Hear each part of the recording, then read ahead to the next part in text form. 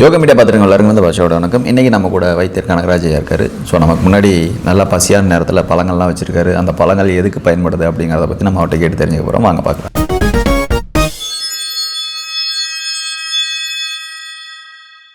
ஐயா வணக்கம். ஐயா வணக்கம்.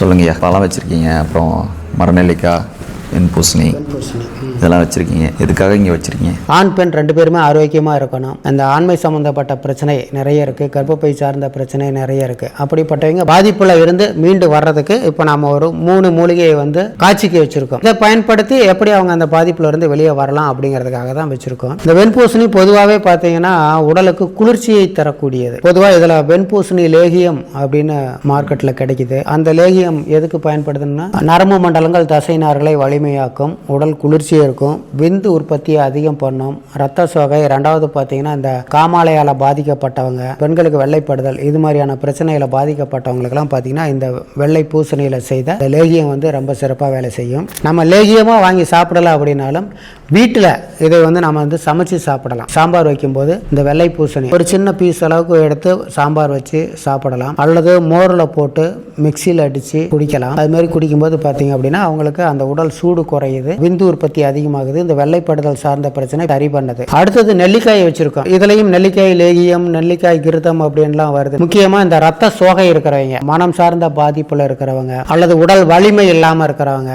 இது மாதிரி இருக்கிறவங்க எல்லாத்துக்குமே பார்த்தீங்கன்னா பெண்களுக்குலாம் அன்னைக்கெல்லாம் ரத்த சோகை ரொம்ப அதிகமாக இருக்குது. அவங்களுக்கு ஹீமோகுளோபின் அளவு ரொம்ப குறைவாக இருக்குது நிறைய பேருக்கு. அப்படி இருக்கிறவங்களாம் பார்த்தீங்கன்னா இந்த நெல்லிக்காய் அல்லது நெல்லிக்காய் சார்ந்த உணவுகள், அல்லது நான் சொன்ன மாதிரி இந்த நெல்லிக்காய் லேகியம் அது கடையில் கிடைக்குது, அது மாதிரிலாம் அவங்க சாப்பிட்டுட்டு வந்தாங்க அப்படின்னா அப்படிப்பட்ட பாதிப்புல இருந்து அவங்க மீண்டு வரலாம். உடலில் இருக்கக்கூடிய கழிவுகளை வெளியேற்றும் தன்மை வந்து இந்த நெல்லிக்காய்க்கு இருக்கு. அடுத்தது ராமர் சீத்தா, ஆண்களுக்கு விந்து உற்பத்தியை அதிகம் பண்ணக்கூடியது, நல்லா ஆக்டிவா வச்சிருக்கும். பெண்களுக்கு இந்த கருமுட்டை வளர்ச்சிக்கும் இந்த ராமர் சீத்தா பயன்படுது. அப்படிப்பட்ட ஒரு சிறப்பான மூலிகை தான் இப்போ நாம 3 மூலிகை காட்சிக்கு வச்சிருக்கோம். இதெல்லாம் எளிதில் எல்லாருக்கும் கிடைக்கக்கூடியது, பண செலவே இல்லாதது. இதெல்லாம் அதிகபட்ச காஸ்ட்லாம் கிடையாது. இப்போ நம்ம வந்து மற்ற பழங்களோ காய்கறிகளோ வாங்குறோம்னா 60 ரூபா 70 ரூபா வரும். வேற பழங்கள் வாங்கினா கிலோ 150 ரூபா 200 ரூபா. இதெல்லாம் அதிகபட்சம் அவ்வளோலாம் வராது. இந்த பூசணிக்காய் அதிகம் ஒரு 10 ரூபா 15 ரூபா தான் வரும். ஆனால் இதில் இவ்வளோ மகத்துவம் இருக்குது. இந்த ஒரு நெல்லிக்காய் வந்து ஒரு கிலோ அதிகபட்சம் ஒரு 40 ரூபா 50 ரூபா தான் இருக்கும். அப்போ இது மாதிரி எளிய வகையில் நமக்கு உடல் ஆரோக்கியமாக வச்சிருக்கிறதுக்கு பயன்படக்கூடிய மூலிகைகள் நிறைய இருக்குது. அப்படிப்பட்ட மூலிகை தான் இது. இப்போ சொன்ன பார்த்தீங்களா, இந்த மூலிகை ஆண்களுக்கும் பயன்படுது, பெண்களுக்கும் பயன்படுதுன்னு சொன்னேன். ஆண்மை சம்பந்தப்பட்ட பிரச்சனைகளுக்கு இதெல்லாம் சாப்பிடலாம்னு சொன்னேன். அந்த வகையில் பார்த்தீங்க அப்படின்னா இப்போ நம்ம கையில் வச்சிருக்கிறது பார்த்தீங்கன்னா இதுதான் மன்மத உருண்டை. இப்போ இந்த பழங்கள்ல இதெல்லாம் சாப்பிட்டா என்ன உங்களுக்கு எனர்ஜி கிடைக்குமோ அது இந்த மன்மத உருண்டையிலையும் இருக்கு. இது ராஜ உறுப்புகளை பலப்படுத்தக்கூடிய அனைத்து விதமான காரணிகளும் இதில் கலந்துருக்கு.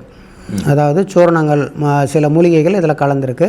இது காலையில் ஒன்று நைட்டு ஒன்று மிட்டாய் மாதிரி இவங்க சப்பி சாப்பிட்டுட்டு வரும்போது அவங்களுக்கு உடல் ஆரோக்கியம் மேம்படுது, ஆண்களுக்கு விந்து உற்பத்தி அதிகமாகுது, உடல் சூடு குறையுது, நீர்த்து போன விந்து கட்டுது. நெல்லிக்காயெல்லாம் இப்போ நிறைய தேனில் ஊறல் போட்டெல்லாம் நிறைய வந்துருச்சு, எடுத்து அப்படியே வாயில் போட்டு டேஸ்ட் பண்ணுற மாதிரிலாம் வந்துருச்சு. நெல்லிக்காய் ஜல்லி வந்துருச்சு, அது மாதிரிலாம் நம்ம பயன்படுத்தலாம். முக்கியமாக அதெல்லாம் கருப்பட்டியில் செஞ்சு பாகு காய்ச்சி ஊற வைக்கிறது ரொம்ப ரொம்ப சிறப்பானது. நிறைய இரும்பு சத்தை நமக்கு கிடைக்கும். அந்த கருப்பட்டியில் ஊற வச்சு சாப்பிட்டோம் அப்படின்னா ரத்த விருத்தி ஆகும். பெண்களுக்கு ரொம்ப சிறப்பானது, ஆண்களுக்கும் ரத்த விருத்திக்கு இதை பயன்படுத்தலாம். இப்போ நம்ம காய்ச்சிக்கு வச்சிருந்தாலும் சப்போஸ் இதெல்லாம் முடியல அப்படின்னா ரொம்ப எளிய முறையில் இந்த மன்மத உருண்டை சாப்பிட்டு அதுல இருந்து ஆண்கள் வந்து அந்த ஆண்மை சம்பந்தப்பட்ட பிரச்சனையை சரி பண்ணிக்கலாம். அதுவே இந்த மன்மத உருண்டை கூட ஒரு சிலருக்கு ரிசல்ட் வராதவங்களும் இருக்காங்க. அப்படி இருக்கிறவங்களுக்கு நம்ம கூப்பிட்டு பேசும்போது அவங்க நீண்ட கால நோய்களுக்கு மருந்து எடுத்துக்கிறவங்களா இருக்காங்க, அல்லது மனம் சார்ந்த பிரச்சனைகளை பாதிக்கப்பட்டவங்களா இருக்காங்க. அப்படி இருக்கிறவங்களுக்கு பார்த்தீங்கன்னா அடிஷனலா இது வந்து சுகந்த லேகியம், அதாவது நமக்கு அமுக்குரா இருக்கு இல்லைங்களா, அந்த அமுக்குராவோட அந்த வேர் அது கூட வேற சில கடைச்சரக்கு மூலிகைகள் எல்லாம் சேரும். அப்படி இருக்கிற இதுல வந்து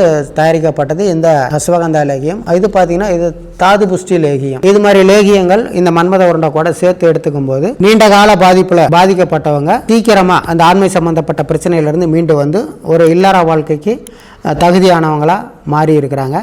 இது எல்லாமே நம்ம கிளினிக்கில் இருக்கக்கூடிய படித்த பட்டதாரி மருத்துவர்கள் அவங்களோட ஆலோசனையின் பேரில் அவங்களோட நேரடி கட்டுப்பாட்டில் தான் நாம் இது எல்லாமே கொடுத்துக்கிட்டு இருக்கோம். இதை வாங்கி சாப்பிட்ட அநேக பேர் வந்து பூர்ண குணமடைஞ்சிருக்காங்க. சரிங்க, இப்போ நீங்கள் சொன்ன அந்த லேகியம் ஆகட்டும், அப்புறம் அந்த மன்மத உருண்டை ஆகட்டும், இதெல்லாம் எடுத்துக்கிட்டா அதுக்கு வேறு ஏதாவது உணவு முறைகள் கட்டுப்பாடு இருக்கா? கண்டிப்பாக உணவு கட்டுப்பாடுங்கிறது கண்டிப்பாக இருக்கணும்.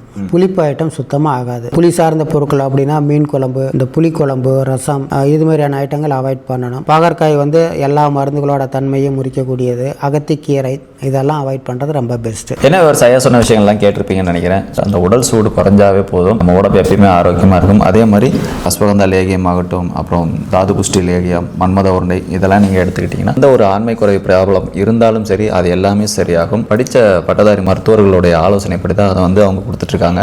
உங்களுக்கு ஏதாவது அதை பற்றி டீட்டெயில் வேணும், இல்லை உங்களுக்கு இந்த மருந்துகள் வேணும் அப்படின்னா கீழே டிஸ்பிளே நம்பர் ஓடிட்டுருக்கு, அந்த நம்பருக்கு கான்டாக்ட் பண்ணி நீங்கள் பேசிக்கலாம்.